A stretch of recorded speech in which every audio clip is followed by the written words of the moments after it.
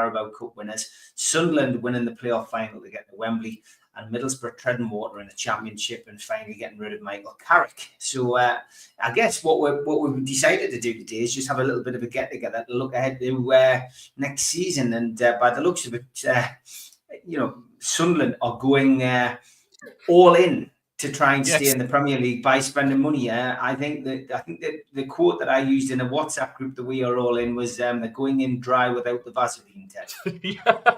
I think that's a very, very nice way to put it, to be honest. Yeah.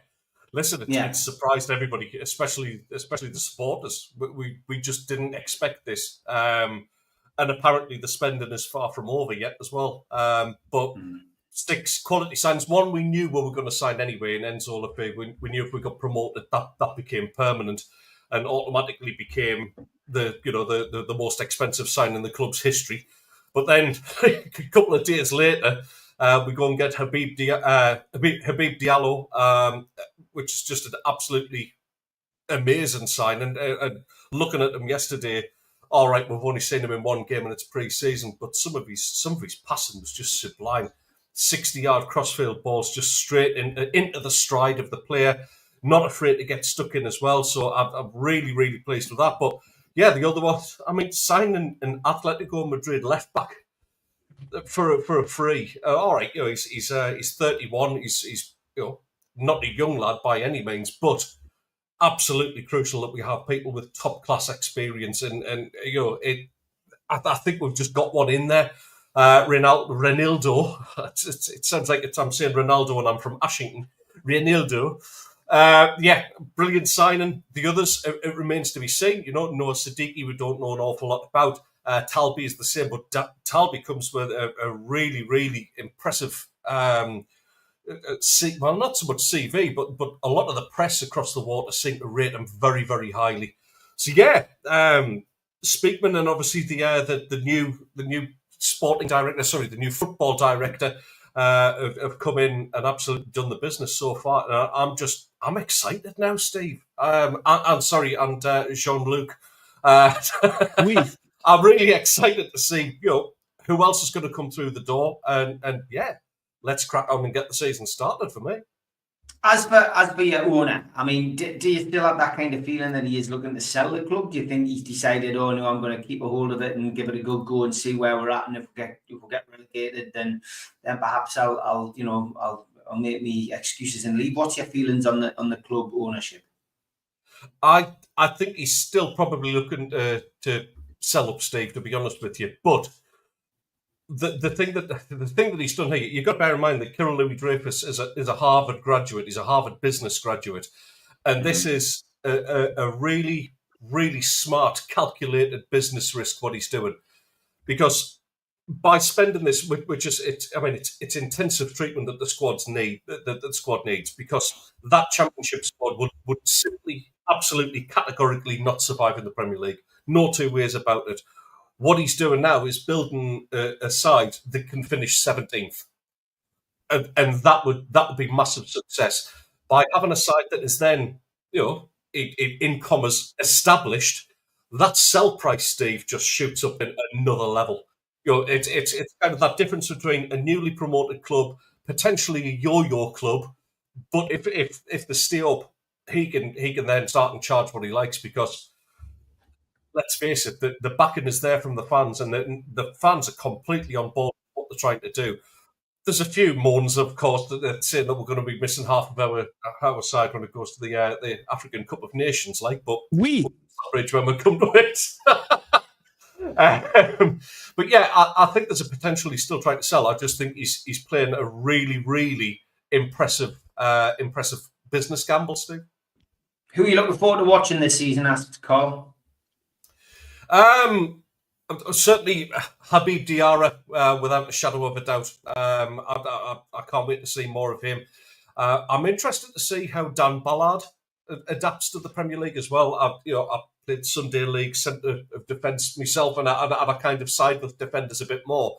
So I'll be really interested to see how he does. I think the likes of Lefebvre, obviously, I think is a built Premiership footballer without a shadow of a doubt. The one that I'm really looking forward to seeing how he does is Wilson. I really can't wait to see how Wilson Isidore does. I think he's more suited to Premier League football than he is to Championship football. So yeah, let's. You guys bored? Yeah, I think out of all of them, Wilson, to be honest, for me, and then Talby, who comes with that impressive reputation from Belgium as well. That's the two I want to see the most. Okay, let's head across to Teesside via France and speak to Jean-Luc. Surely there is some positive news going to come out of Middlesbrough this year. First of all, views on letting your manager go. I'm so happy to be here with you two today on the success that you've both had in this off-season. I love doing a joint Premier League podcast with a championship team. It's so fantastic to see you both spending 50 and 20 mil, just like it's a Friday. That's just me and Ted on the gear that Newcastle and Sunderland are bringing. Adidas. Yep, it's fantastic. I'm so happy to be here. I've got to start. I'll start by trying not to cry.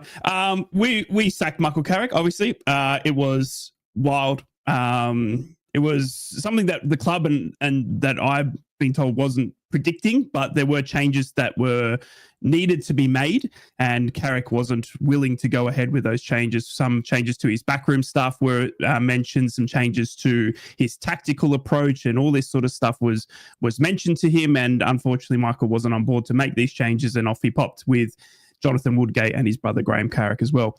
We then had what felt like years between not having a manager and getting in Rob Edwards, which, funny enough, all Borough fans knew was going to happen. Rob Edwards has a key relationship with our director of football and Kieran Scott. They've worked together previously at Wolverhampton, and off, the writing was on the wall. We were going to go with Rob Edwards. He was out of work. We've never seen Steve Gibson approach a manager that's in a job.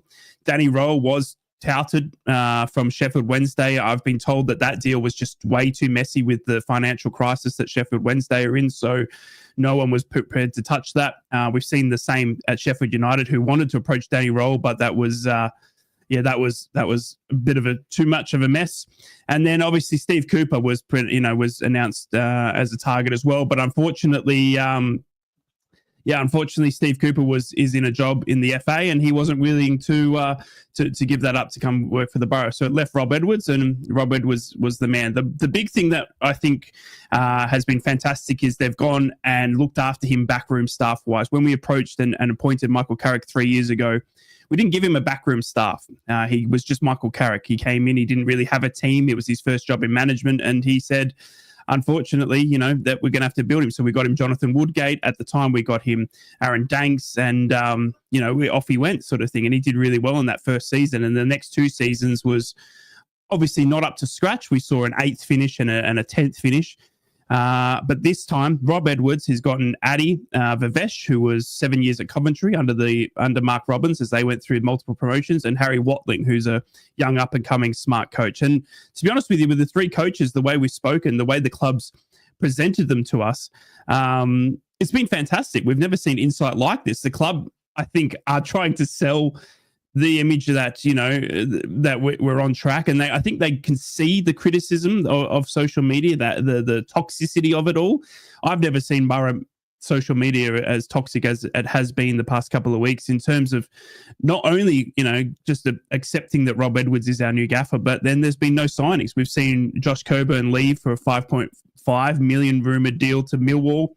And that's really been it. So, and as Borough fans, we're in that 3-headed dragon meme. We're the one, at the ends, because Sunderland now in the Premier League making 20 million signings, Newcastle up there in Champions League, and we are nowhere near that. So the thing that scares me now is that I think we've lost a little bit of pull with Michael Carrick as well. When we had Michael Carrick, I think his name was a selling point to certain players. I think you could have said, hey, under Michael Carrick's tutelage, if you're a midfielder, a defensive midfielder, that Michael Carrick, who was one of arguably the best England midfielders of his generation, that, you'd want to come and play for him. And I think we've lost that. In Rob Edwards, it's more who does he know in the system? And obviously money's going to talk at the end of the day, but those targets that I think might have started the summer with Michael Carrick walking out the door had to be quickly shifted, because I think they were players that Michael Carrick was wanting or could have signed. And we saw that with Ian Archo,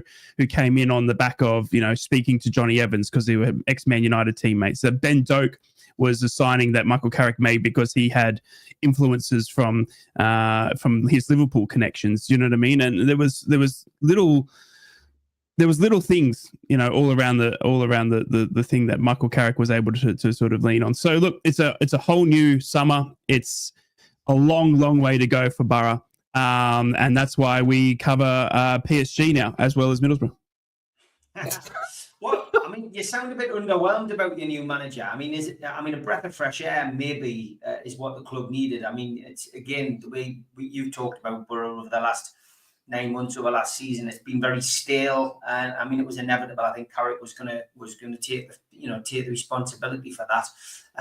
I've said on here quite a few times, I feel sorry for Michael Carrick. I think he's a great coach. I think he's somebody who essentially could have done the job at Middlesbrough, but every season he had the star player sold from beneath his feet. So how can anybody deal with that, right?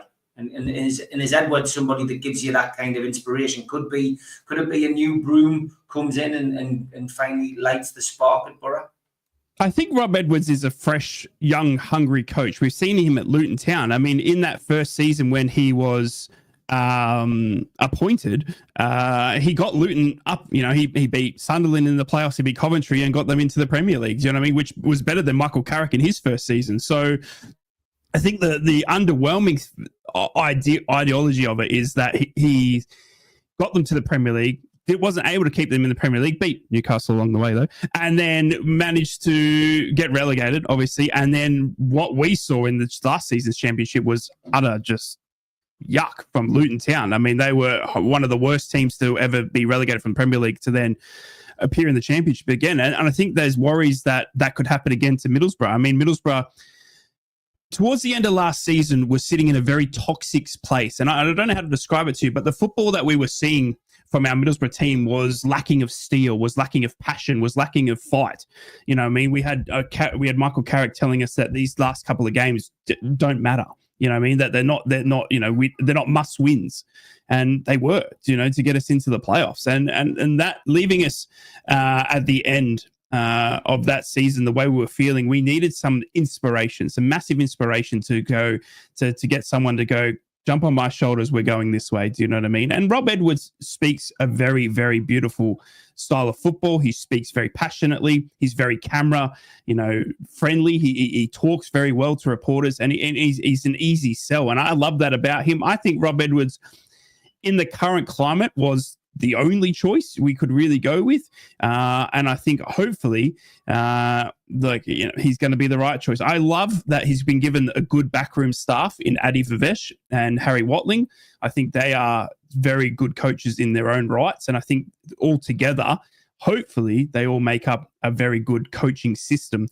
The problem we now need is some players. We need players through the door. I'm not saying it's a summer rebuild, but I would argue we need 6 to 7 players to revamp that Borough squad to get us anywhere further than 10th. Now, the worry is that we start off to a pretty poor start. That does Rob get the love of the from Steve Gibson that previous managers have gotten? We gave Michael Carrick three years. Steve Gibson notoriously gives his managers time. Well, I think Rob Edwards is probably going to get the shortest amount of time to show everyone what he's capable of at the Borough, because I think the fans are going to be very, very irate very quickly if performances don't go our way. But maybe it's the one we needed. It's not the one we wanted. Maybe, I mean, a lot of fans wanted Danny Rowe. We wanted a manager that was going to add that steel, add that fight. And he talks about that. Rob Edwards knows that. And all the sessions he's given, he's spoken about how adding to the spine and the steel of this team is what's needed. And maybe he's the manager that nobody really wanted, but the manager we needed. And that relationship with Kieran Scott, hopefully there are some signings coming through the door that can inspire this, this next generation of fans, because that's what we need. We need, as long as we are putting a good team out that fights tooth and nail for our badge, then what more can you ask for? Obviously, we're not going to win every game of football. We understand that.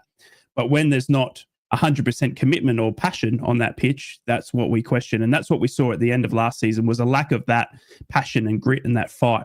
And if Rob Edwards can instill that, then that's all I can ask for.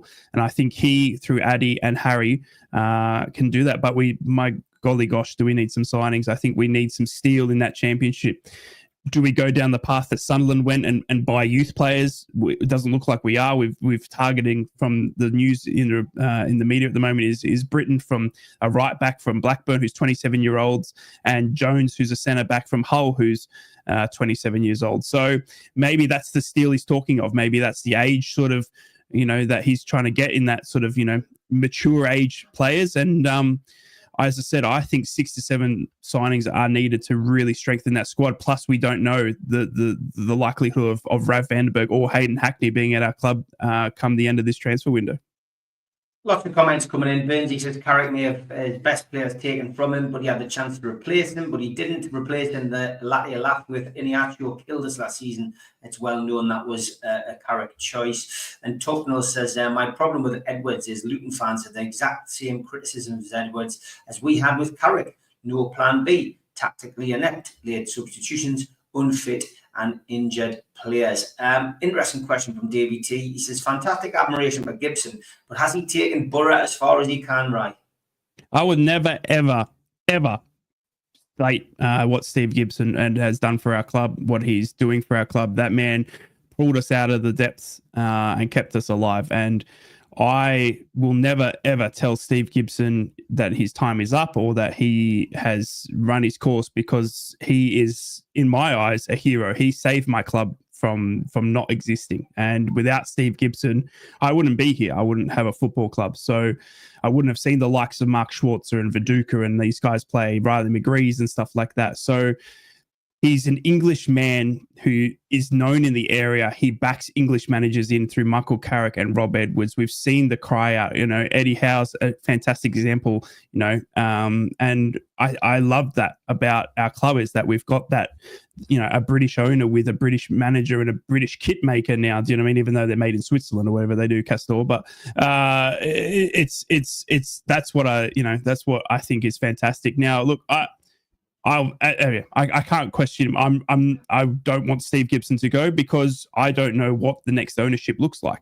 We've seen multiple clubs in the championship go to new owners. It seems like America seems to keep coming in and buying clubs. You know what I mean? With the Tom Brady's and all that sort of stuff. You know what I mean? What does Middlesbrough look like under different ownership? I'm scared of what that could be. Do we lose our identity? We're celebrating 150 years of our great club. And it's only that we can celebrate 150 years because of Steve Gibson. So, okay, good stuff. Newcastle United. Interesting summer so far. I think on my show last night, the professionals with Stu and Mitch, I think we made it quite clear where we stand on the bedwetting situation, which is currently going on social media. It's just drove us up the wall, really. And we're seeing respective journalists getting dragged into it for clicks as well, which is even more disappointing. There's nothing to be disappointed about as a Newcastle fan. Honestly, there really isn't. We are in such a different place now compared to where we were 4 years ago, that it's something we should be enjoying, not complaining about. There is literally nothing to whinge about. And we just come off the season where we won our first domestic trophy for many years. We've just qualified for the Champions League. And for me, that was the best season that I've seen in my lifetime. Yes, there's been some great seasons. There's been seasons where there's been great games, but to see my team win a trophy, which none of us are entitled to, I hasten to add, was absolutely fantastic. So for me, this summer should not have been a one of discontent. It should have been a one of enjoyment and just relaxation and thinking, bring on the Champions League, whatever happens, happens. Why are people complaining? People are complaining because we've been linked with, so far in the press, thanks to Barry Hogan and his list 119 players since the opening of the transfer window. Now, I say this time and time again. This is what the media do. The media have to link us with players because that's their job. And Newcastle United, Newcastle United fans do have a thirst for knowledge. They want to know what's going on at their team and their club. So for me personally, to have 119 players linked with Newcastle is good. It shows that people want to come to the club. Agents want their players to move to Newcastle. And, for me to see us being linked with, some of these huge names is great. But that doesn't mean they're going to come. It doesn't mean they're going to land at Newcastle's door. And it doesn't mean we should get our knickers in a twist when Chelsea, for example, come in and sign João Pedro. Pedro clearly was on Newcastle's radar in some way, shape or form. But was he a number one target? Maybe he was one of our targets, but the fact that Chelsea have come in and taken him, the fact that Pedro's ambition is to go to a club where, in his words, Chelsea have won things. They've got a history of winning things. That's why I chose to go there. But ultimately, for me, I just feel, if that's what his ambition is, then he's probably better off at Chelsea rather than Newcastle. I don't understand the negativity around him moving there and people being disappointed. I trust the process. I really do trust the process. I think Newcastle have got a great manager. Rye's already mentioned Eddie Howe. It's that kind of, Ted as well has got a mutual respect for Eddie Howe, thinks he's done a great job. Many think that he should be England manager in the future, which I'm sure, I'm sure a lot of people feel that he should be the England manager, but at the moment he's still got a project at Newcastle United. He's got a project at St James's Park, and he's one of those. He is the glue that holds this whole club together. And there is a respect in that dressing room from those players. The players clearly respect Eddie Howe. And what I like about the Alanga signing is that once it had been announced, and of course people were wetting the bed over the fact that it hadn't been announced. Why isn't it in the papers? Why isn't it? Has the deal collapsed? Yeah, ridiculous. This is the kind of thing we face day to day as Newcastle fans on social media. But once it had been announced, they had gone out and decided to do, the usual PR, the usual videos, etc. I really liked his interview. And if you're a Newcastle United fan, you need to take time to watch that 10-minute interview that Anthony Alanga did about, why come to Newcastle and, the players that he knows there. He already knows, a lot of players in that dressing room. He's good friends with Asula. He's good friends with Alexander Isak. He knew Sven Botman. He knew Tino Livramento from the past. And it's that kind of thing which is very important in Eddie Howe's dressing room. Not just the fact that you can go onto the pitch on a Saturday or a Sunday or a Wednesday or whatever and play football to the best of your ability, give your best for the shirt that you're wearing, but it's also that connection with people behind the scenes and the dressing room mentality. And I just think we've signed not only somebody who's a very good football player, but we've also signed somebody who's a good character. And I genuinely think that we have got a great signing at a great price there. And that ultimately is somebody who, Newcastle United will rely on this season. We've signed somebody for a reasonable price as well. 55 million for Alanga. I think that's it. I think that's a bargain. So, yeah, I'm happy. Are we going to sign any more players? Of course we are. We've got we've got our eyes clearly on a goalkeeper, a centre half, and a centre forward. From our perspective, we do need those players. Much as Rye is saying he needs 6-7 players for Middlesbrough, I think Newcastle need a minimum of 4 first team players in to boost the squad. I think you need 4 more Anthonys. Trafford is a good start, and I think you get 3 more, and I think you're going good. I think if we get Trafford, I think if we can get, one of these midfielders that's been linked, I think if we can get one of these centre halves in that we've been chasing and centre forward, I think that would be good. I would settle for Dominic Calvert-Lewin. I would do. I think he would be perfect in the grand scheme of things. I think that Isak is always going to be the number one choice. But I also think Evan Ferguson from Brighton would be a good choice. I think either one of those players would be beneficial. Ferguson, of course, got youth on his side. We know there's criticism of Dominic Calvert-Lewin and his injury record, but I would certainly say that he could come in and do a job from the bench, much like Wilson did before his injuries got the better of him. I do like the fact that we've been linked with Gallagher. I think it's a wide left kind of suggestion, but I think he really would be one of those players who could come in and make a hell of a difference. That would certainly ease that kind of pain of us losing Elliot Anderson and Nottingham Forest.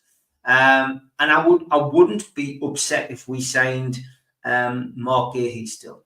I think Mark Gahey is still a very good centre half. I see people criticising him, but I think he would be a great signing. He's Premiership proven. He could walk straight into our team as well. So yeah, I do think that's a possibility. Because Scalvini's another one who's been heavily linked as well. I've not seen Holzbeck from Hoffenheim linked, Darren, but I'll take your word for it.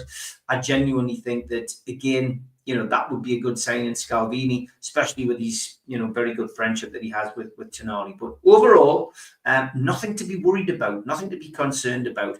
And I'm more concerned about my bank balance. Me and Ted were talking about this beforehand. He seems to be single-handedly funding Hummel, and I seem to be, along with Newcastle's fan base, funding Adidas and keeping them going, because every time I go to the club shop, I tend to buy something. So yeah, good stuff. But great summer so far for Newcastle fans. Don't get too upset. 1st of September is when the transfer window closes. And yeah, roll on Celtic next week. Looking forward to that. There's 10,000 of us going up there to the match next week. It's going to be a good afternoon, I'm sure, and looking forward to that. Now, I did have time, because this was a fairly impromptu show, to rattle the cage and then stroke our friend, stroke the cat. And wow.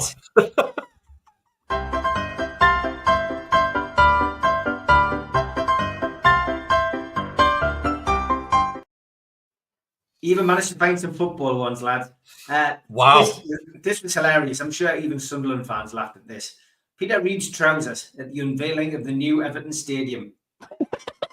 Dear me. What on earth is he wearing there? He's had a mare there. I don't know what on earth they are, mind. I do not know. I mean, fair play to him. He must have had some horrendous shoes on or something. I've got no idea. But yes, Peter Reid's trousers, never mind Niall's disco pants. I love people who come up with songs, original songs for players. And this was flying around the internet when Alanga sang for Newcastle. Don't look back, Alanga. I heard you say. Excellent. Thank you for that. The Nottingham Forest owners getting some stick online after the whole thing with Spurs. That's been absolutely hilarious. We're going to talk a little bit about that in the next part of the show. But I did like this. He probably ate Morgan Gibbs White.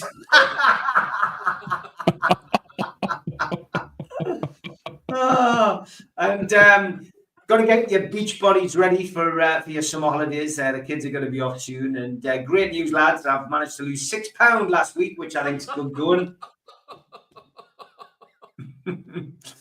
And we do like a cat on here, as we know.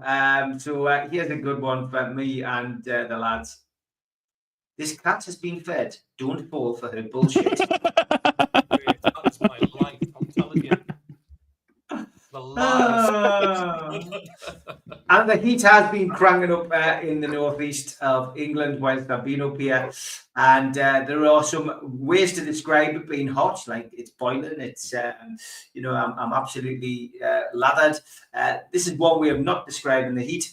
I'm sweating like Fred West watching Ground Force. And we'll finish off with a couple of football ones. This one. Watching Soccer Aid, and Mary Earps has just said, it feels like I'm watching Euro 2000 seeing Rivaldo up front. Yeah, if I remember rightly, Brazil had a great run in Euro 2000.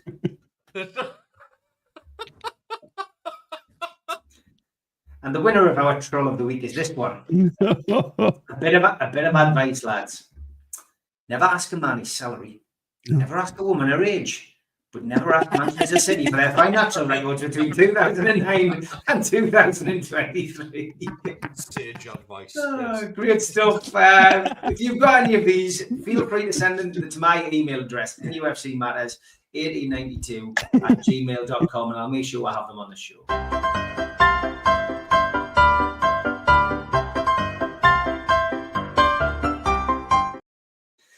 Let's talk tapping up, and I'm not talking about going to a nightclub and tapping up a young female or a young man, depending on your preference this day and age. Jean-Luc, right? Tapping up. I've never heard about this for years. We come from a generation where people used to go to car parks in motorway services and hand over brown envelopes to get the player. Over the line. And flash the lights.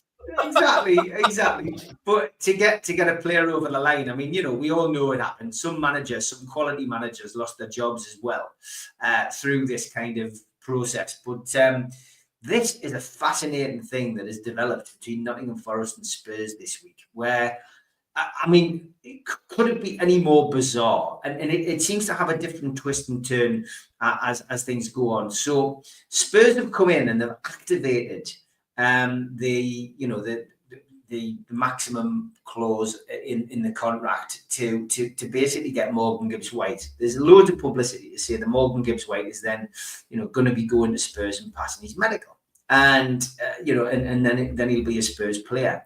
But apparently the fee that was activated, which was apparently 60 million, apparently the Forest owner, and this has been reported over the last 24 hours, actually set the clause at 60 million and £1.20. 60 million and £1.20.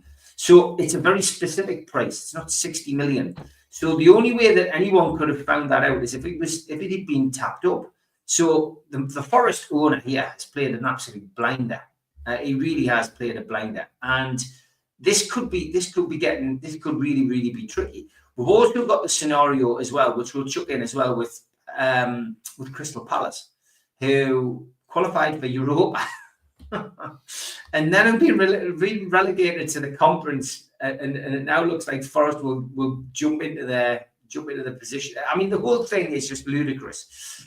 What have you made of all of this, right? Just as a football fan in general. Yeah, it's been crazy this off-season, hasn't it? I mean, with the Club World Cup happening as well. I mean, that's been, no one's been watching that. You know what I mean? But Chelsea seem to be doing well over there, and then you look back at, in local news, and it's just the Forest owner. I think has taken the main stage ever since he walked on the pitch, and when Forest were unable to qualify, and he had a crack. He had a crack at Nuno. He had a crack at everyone. Do you know what I mean? He was irate, and I think from that, as an outsider, probably not as a Forest fan, but as an outsider, you were like, "Whoa, that's that was a bit of a laughing stock sort of thing," and it's just gotten worse from there. Where now, they looks like they might have qualified. They missed out, obviously, just. With a poor end of season run, but now thanks to Crystal Palace's demise, it looks like they're going to be able to jump in. And then you look at, they've got some good talent in their squad. They wouldn't be there without, and that, big clubs come knocking. You know what I mean? Yes, our Forest are a big club, of course they are, but unfortunately, Spurs and the likes have better PSR and better money to spend, and they can unlock 60 million clauses. And we've seen Newcastle, with Alanga sort of thing. So. Forest are going to be targeted for their good players, and maybe he's trying to stop that happening. But we all remember when Forest got promoted, how much money they spent, a little too much, and to get where they are now as well. So it's a real interesting one for me how this owner runs Forest, and what he's dealing with. If he's done a £1.20 add-on, do you know what I mean? Just to be cheeky, then well played to him. And if Tottenham. But if Tottenham have been, alluded to that, then of course there's some issues there. And then, it's the Crystal Palace thing is just wild to me. I mean, that is just so sad as a Crystal Palace fan to go and win the FA Cup Do you know what I mean? Which is massive for a town like, let's put it, that for me, winning the FA Cup was almost like the Leicester winning the Premier League sort of vibes. I mean, to Crystal Palace to go and beat everyone in England, the likes of Man City, the likes of Newcastle, the likes of Arsenal, the likes, of all these top, clubs competing in Europe that weren't able to get there, and Crystal Palace did it and then won it. You know what I mean? What a amazing feeling for your fans. And then you're backing on, this summer being, well, we got European football. My God, who can we sign? Who can we do? And then to have that taken away from you because of, some line in a document, I'd be shattered as a fan, you know what I mean? And I'm sure they're all shattered as players, you know what I mean? And it probably hurts, their PSR, it hurts everything. Do you know what I mean? The likes of who they can sign and who they can recruit, because European football, it's not as, it's still European football, but it's not as what they earned. Do you know what I mean? And that's what it is. It's like what they earned, and that's the saddest thing about it. And it can be taken away from you. So it's just crazy. You know what I mean? And we joked about it there in the troll of the week, but Man City with all their charges, you know what I mean? And we've seen, Everton with their issues, and then you get Crystal Palace who haven't broken the rules, you know what I mean? They've just had an owner that has his finger in too many pies, you know what I mean? But he hasn't gone and overspent. He hasn't had any point deductions because of salary break. You know what I mean? He followed the rules to the letter, except that he owned, he had his finger in too many pies, and unfortunately, that's going to cost the club, dearly. But if you have a look into it, the Crystal Palace argument is quite a fair one. Is that he only owns a certain amount that's hardly anything. Do you know what I mean? He's a very, very wide outsider of an owner, you would say. Do you know what I mean? It's quite a shared sort of thing, as most clubs are these days. So yeah, look, it's sad. It's very sad, and I think Palace will still. I mean, there's legalities there of how much money Palace would be losing by changing. So you then does it go to the courts? Do you know what I mean? And then if it's an argument that if Palace remove it, then, then they've got to fight legal. And then if they get it, then Forest will probably arc up. Do you know what I mean? And they will take it to the courts because of how much money they're missing out on because they didn't make it. So it's really ugly. It should never have gotten to this point. Do you know what I mean? It should have been sorted.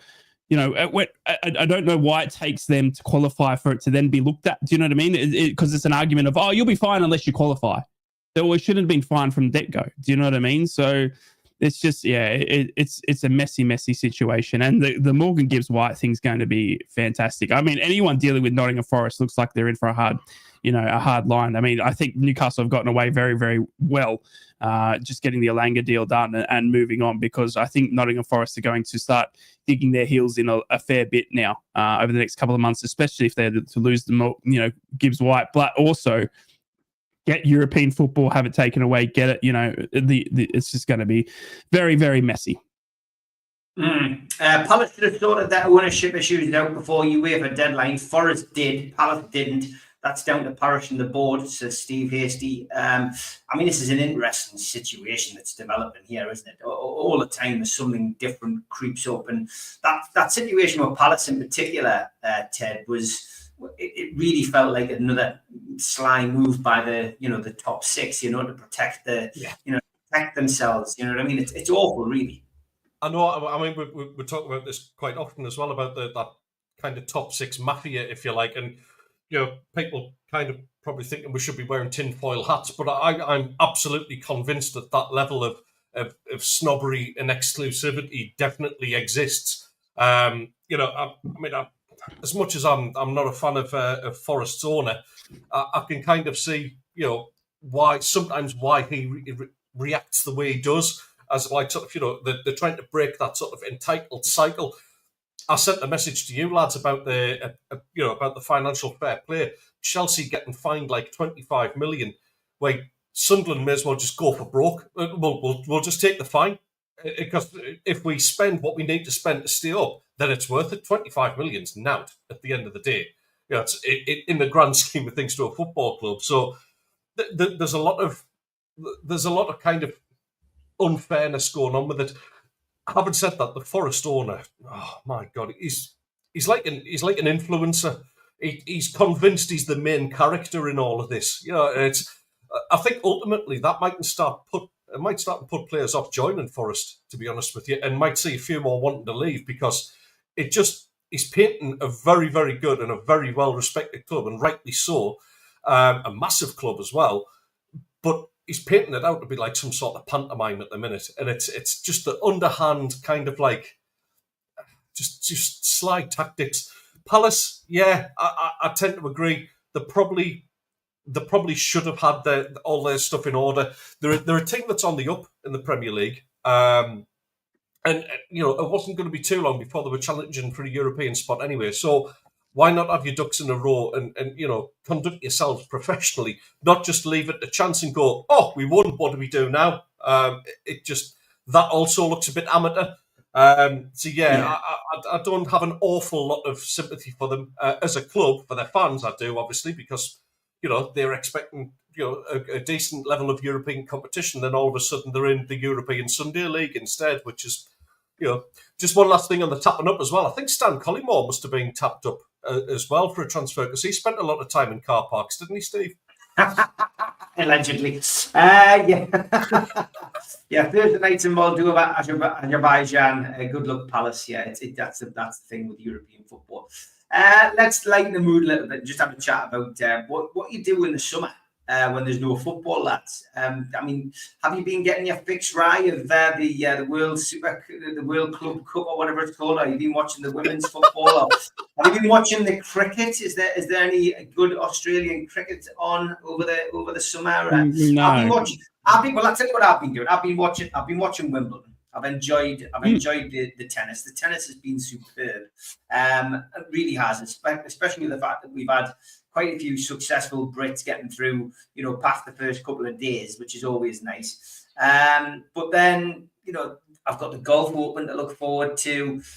I've completely avoided the World Club Championships. I've just avoided it like the plague. I'm delighted it's taking place with all of our rivals having to play their best players in a competition run and financed by the Saudis. It's a great plan by Newcastle to win the Premier League, getting everybody else absolutely shattered. So when it comes to August, we'll play all the top teams first. Maybe we're working with the Premier League now. But anyway, yeah, I've avoided that. What have you been watching right now?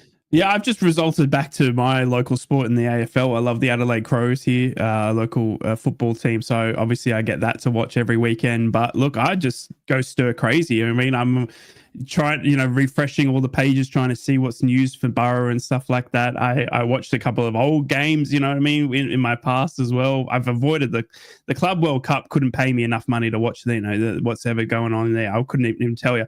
I know Pedro scored because, you know, Newcastle fans on social media were lighting it up, sort of thing. So it was, you know, I'm going crazy. I'm pulling my hair out. It's probably resulted in, in why I dressed up, you know, coming onto stream. When John Luke was here and while I was late. So yeah, look, it's wild without football. It feels, you know, it's only 2 months or so, but it feels, you know, forever as a fan. But for some of the players, you've got to, you know, you're absolutely right. I mean, some of those players, and look, let's put rivalries aside and stuff like this. Some of those players are going, if they're good enough, they're going from Club World Cup into a full Premier League season into next year's World Cup. I mean, there is no break whatsoever there. And I mean, you talk about the rate of injuries, you talk about the amount of football these kids, and they are kids, are playing these days. It's insane. It's insane. They don't get any downtime. And how can you then get upset when you see Richarlison, you know, with his mental health issues that he's had and stuff like this, when they just need a break? Do you know what I mean? And they just need a break. So yeah, it's been wild to see that Club World Cup go ahead. But, you know, that's why those teams have bigger PSRs, so they can obviously run, you know, 2 different squads, which you've got to do these days. And then obviously the one that got me and rocked me, I think rocked every football fan, if they're being honest, was the Diogo Jota news, a week or so ago. I mean, that was just incredible. To have his wedding with his 3 children the week before with his childhood sweetheart, to hearing that he was meant to fly back to Liverpool, but he couldn't because of his injuries. So that's why he was driving back, and they've had it punctured. And then, yeah, it was just incredible to see that. And that was just, you know, as not even as anyone that's connected to Liverpool, but just as a football fan, that was just heart-wrenching to see that. And you don't wish that on, you know, on any footballing person in the world. So yeah, I think that it's been a crazy summer. I think we're still very much in the thick of it, if not at the start of it. I think there's a lot more to come. I think there's a lot more craziness in the news, but it seems to be getting bigger and bigger with the news, doesn't it? Every off season there seems to be something crazier going on. And we last season we spent the most of the summer, as we did when we had a break from the radio, we spoke about Man City and all their charges. Well, this one, it's even more so. It's players going left, right. Yeah, we're still waiting. Exactly. So it's just it's crazy. But I'm envious of you two. You know what I mean? I must say I'm very envious, especially of seeing Ted with the he's got Fabrizio on the payroll at the moment with the here we goes every day. So I mean, it's incredible to see. So, to see that, and I think that that off season is driving more want from Borough fans as well. So look, big season coming ahead. But yeah, it's been a very slow summer for Borough fans, I would argue. Nigel wants to know if you've been watching any of the British and Irish Lions down under, right? No, I haven't. No, I don't follow that. I'm sorry. I watch the local AFL. I got AFL, football, Formula One, even tennis, bit of golf. Do you know what I mean? But I've never just gotten into the rugby. I just can't get my head around it. Speaking of the tennis, speaking of the tennis, did you see Scott McTominay at Wimbledon? Just like he went over to Napoli as like sort of some ginger lad who played for Scotland and Man United, and he turned up at Wimbledon, looked like Bradley Cooper.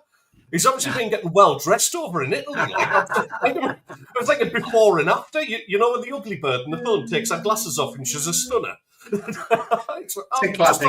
Just thought I'd mention it. But my summer, thanks, Rye. Thanks for overrunning that little patch. So my summer, I've been getting stuck into The Secret of Skinwalker Ranch. That's where I geek off. It's a documentary series about UFOs and paranormal and all that sort of thing. So I've been banging into that. And I'm starting to make my own hot sauce. Oh, wow. I've bought a fermenter, and I'm going to be turning out some of my own. I'm going for a mythical Greek thing, because obviously I live in Cyprus. You've got to go with that. So I'm gonna mark it, and I'm going to call it Zeus Juice. Yeah, right. Okay, very good. I'll let you know about that once it's underway. I'm picturing some kind of like Cypriot statue with them, which is basically leaking juice. Yeah, that'll be interesting. Yeah, I'm picturing Breaking Bad, like in a caravan cooking something that he shouldn't be. So just to be tiny whiteys. I'm on a diet as well, and I'm on a diet because the doctor's told us off. Yeah, thanks for sending the photograph in, Patrol of the Week. Yeah, that was good. John Richardson says Chelsea's got 50-plus players. Man City the same. There won't be any fatigue in their squad. Craig says, I see the Premier League pulling teams out of the League Cup due to WCC and European commitments to get around all the games. They'll push money tournaments to the top. Aaron Robson says, let's talk about who's playing for Sunderland when the AFCON Cup is on. Is that a worry, Ted? No, to be honest. I mean, you can't have 8 teams in the final. So some of them are going to be away for 3 games, and that's it. They're going to be back. So I'm not overly worried. We're still very, very early doors in the transfer window as well, but we've still got pretty much all of the existing midfield, bar obviously Job, who's definitely not taken after his brother at all, and gone to the club that his brother used to play for. I think we have had their pants down with the transfer fee, by the way. I genuinely do. I think that's been a great bit of business, but yeah, listen, let's see. We're not done with the signings yet. Next week, I believe there's going to be at least 2 defenders added to the squad, probably a goalkeeper and probably a striker as well. So what about outgoings? I see Bellingham go, right, but now I look at the likes of Chris Rigg, Luke O'Nien, who obviously is out with his shoulder, the Patterson and even Isidore, if you were to go and sign a couple of decent strikers ahead of him, which you think you would. I mean, what do you see for the likes of Chris Rigg, who I think arguably had a great breakout season, one of the young and up-and-coming stars, but it looks like now, I mean, he wasn't even featured yesterday. No, he had a knock, apparently. No, okay. He wasn't ready to play yet. So he was there. He was there with the rest of the squad. I think what we've got to bear in mind with Chrissy Rigg is he he did all right. He did fine in the Championship last season, but it's a massive, massive step up, and he's not going to get the same amount of playing time this season. I think he's still an important member of the squad to have in there to bring on his development, but he's just not going to get the same playing time on account of his age, really. I think given maybe a couple of years, if we manage to stay in the Premier League, then, given that experience and given that time, I don't think he'll go out on loan or anything like that. I don't think we'll look to ship him out. The most of the shipping out will be done in terms of anybody who was involved in that under-21s game against Gateshead yesterday. That Regis Lebris has confirmed that they are free to look for other clubs. Aushish has already gone to Aberdeen on a season-long loan. But the likes of Bar, he's never going to make the grade, to be honest. Like, we've been so wasteful. Hemia, just, I've seen Hemia's barn door, and it's absolutely spotless. He's not a striker for me. So, there's going to be some moving out. There'll be a lot of loan deals. I wouldn't be massively surprised, mate, if we see 09 turn up at Borough. I really wouldn't, because as much as he is Mr. Sunderland, VAR would absolutely ruin his game. He just wouldn't get away with anything, and he does at Championship level. He's a very, very inspirational figure. He's a great guy around the changing room, and I think somebody like Borough could get a lot out of him. So wouldn't be surprised to see a move there, especially when we're going to strengthen there. Do I see anybody else going? There's a rumour that PSV were sniffing around Mundle. I can't see him going abroad again. Yeah, they've got Champions League football, but I don't know. I think he'd fancy the Premier League personally. I think that's where you'd want to be. PSV are a massive club, don't get us wrong, but yeah, you're not going to fancy that. Patterson remains to be seen. Apparently we weren't ever in for Petrovic, the Chelsea goalkeeper. He's gone to Bournemouth now. Be interested to see what happens. I think they need to bring in a really, really good second choice keeper and really push Patterson. So there's rumours that we're after one of the lads from Wolves, who our new goalkeeping coach has already worked with. Other than that, we'll just continue to beat Leeds to all their signings and happy days. Sean Longstaff? Look, I like him. I've always said on the show that I like Sean Longstaff, but I'm in the minority of fans, Steve, that would accept him. It's that whole, I suppose it's the Lee Clark thing all over again. We're very, very reticent to kind of accept Geordie's in the team now, especially after Michael Chopra. I mean, good grief. Intentionally missing against Newcastle. Oh, yes, I'm sure he is, yes. Yeah. Listen, I don't think he'll end up at Sunderland. I think he'd be a quality signing for pretty much anybody in that bottom half of the Premier League. But the rumour, I think he's off to Burnley by the sounds of things. Leeds, Burnley, there's lots of links. He played yesterday behind closed doors game against Carlisle. He scored. One would imagine there would have been scouts and whatever there from different clubs watching him. So I would imagine that could probably go through in some way, shape or form this week. But I still think he's got a lot to offer to a team who maybe has just got promoted to the Premier League. I genuinely think 100% he will be one of those players who will be on his way out. We will wait and see. So coming to the end of the show, can I just thank everybody who's tuned in across all of our channels and across Twitter today. 548 watching live. Thank you for staying with us through the whole show.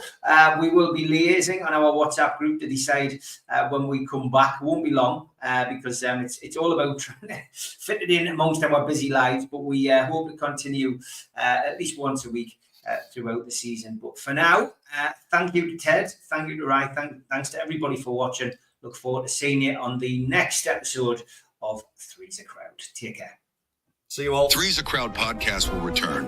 That's not a threat, it's a promise.